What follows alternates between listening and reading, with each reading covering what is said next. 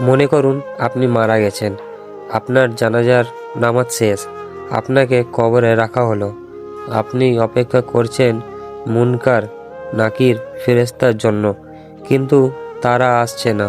অথচ জান্নাতের সুসংবাদ পাওয়া শুরু হয়েছেন। আপনি একটু পরেই কবরের সাথে জান্নাতের একটি সুড়ঙ্গ পথ তৈরি হয়ে গেল।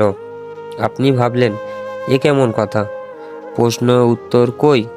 তখন আপনার মনে পড়ল, প্রতি রাতে সূরা মুলক পাঠ করলে কবরে প্রশ্ন উত্তরের ঝামেলা নেই, কবর আজাবেরও কোনো সুযোগ নেই।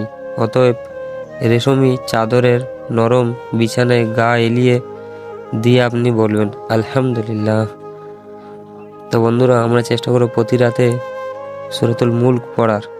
আল্লাহ পাক আমাদেরকে সূরাতুল মুলক পড়ার তৌফিক দান করুক, আমিন।